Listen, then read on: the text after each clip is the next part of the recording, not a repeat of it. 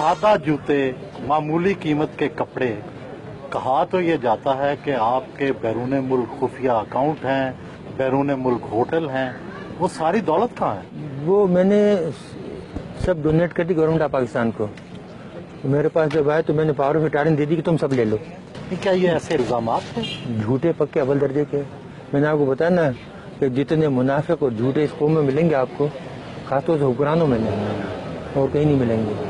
हम लोग जो हमें जानते हैं, हमारे साथ काम करने वाले 30-30 बरस से घर वाले, उनसे पूछ लें कि जितनी सादा जिंदगी हम गुजारते हैं, जितना सादा हम खाना खाते हैं, जितनी ईमानदारी से हमने काम किया, आज तक सरकारी चीज़ यूज़ नहीं की।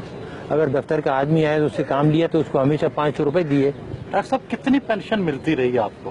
पहले तो मिलती थी 4,467 रुपये, अभी 19,000 हो गई। फिर बाद में गवर्नमेंट की स्पेशल पेंशन दी है।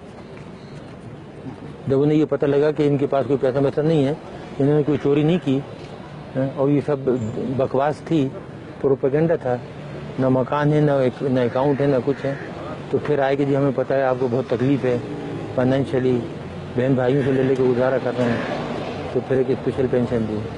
कि आपकी टीवी की एक औरत होती जो पहले सब्जियाँ बेचती थी, वो एक दिन एक प्रोग्राम में कह रही थी, बहुत दिन हुए, तो जी इनके 23 प्लाट हैं इस्लामाबाद में, 23 बंगले। एक और साहब हैं जो अपने आप को बहुत बड़ा मशहूर कंपेयर कहते हैं, वो कहने लगे कि जी ये तो ठीक है इनको बंद कर दिया, लेकिन इनके जो मिलियंस बाहर रखे हैं वो भी तो मंगाओ। तो कितने प्लाट आपके हैं इस्लामाबाद में? पूरा इस्लामाबाद, पूरा पाकिस्तान मेरा नहीं, वैसे जहाँ जैसे आपकी जाती मलकियत कितने हैं?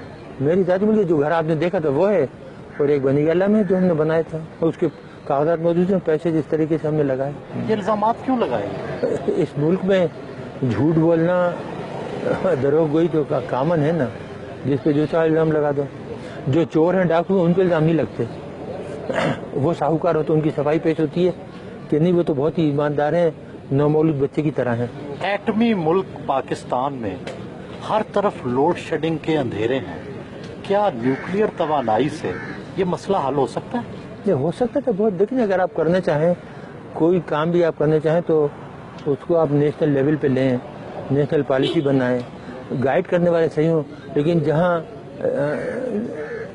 चीज़ें जाहिलों के हाथ में हों वो कुछ कर सकते हैं। नहीं, क्या तरीका है? कोई शॉर्टकट है? शॉर्टकट देखिए, तरीके बहुत से हैं, लेकिन अब हमने कसम खाई है कि इस मुल्क को कुछ नहीं बताएंगे।